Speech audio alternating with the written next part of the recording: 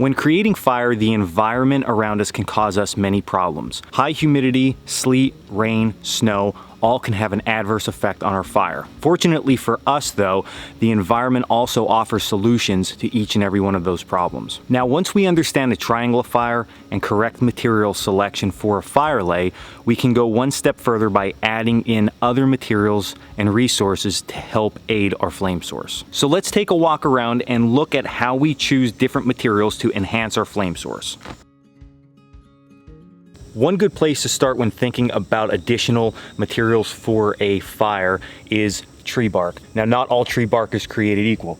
We'll take this bark for instance. If I peel this off of the tree, it feels very corky, it feels very chunky, and it's quite large. So this is not going to be most optimal. It doesn't really matter what the tree is. What matters is the characteristics of the bark. And this bark is just too big, too chunky, and too wet for our needs. This tree bark, on the other hand, has very different characteristics than the last bark we looked at. If I get my fingers under here, right away you can see this peels very differently. It's very stringy, it's long, and very fibrous. This is the characteristics that we're looking for, as they replicate very closely what our tinder source would look like for our fire lay. By simply taking this bark and processing it or moving it back and forth in our hands, we begin to expose the inner fibers of the inner bark of the tree.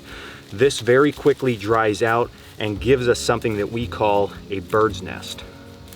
A bird's nest is a very important tool for every outdoorsman. A bird's nest will take a flame from not only a ferrocerium rod, but also any open flame source, and also from any type of ember. Another type of bark that you may come across that can greatly aid in our fire development is bark that peels off the tree much like paper.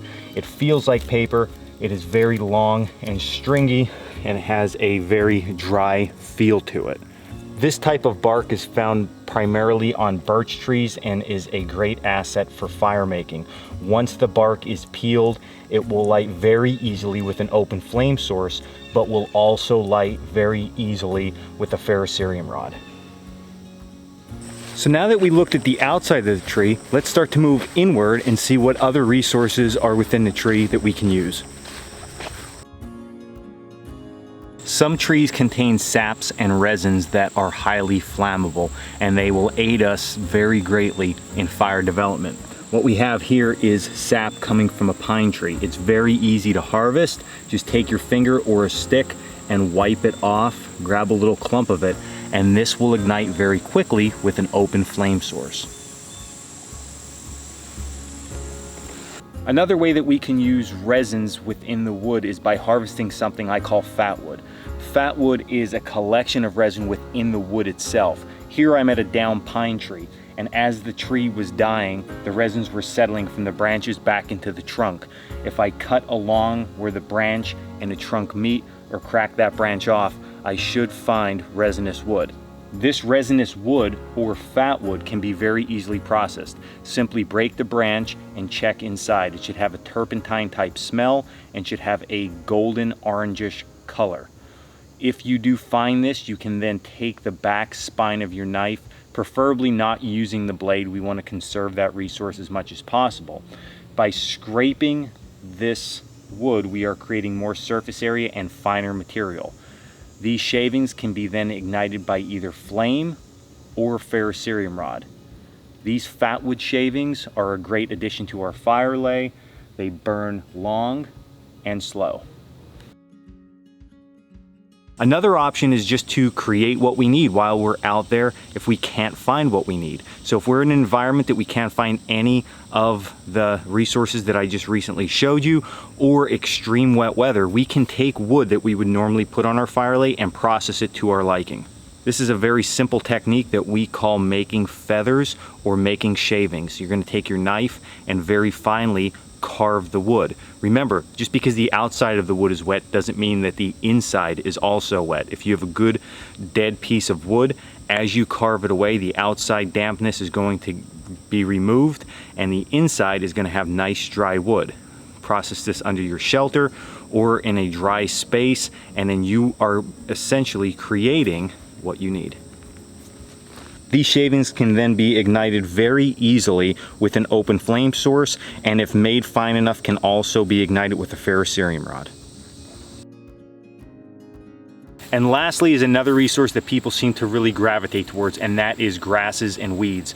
Grasses and weeds, if they are dry, can be a great asset to our fire arsenal.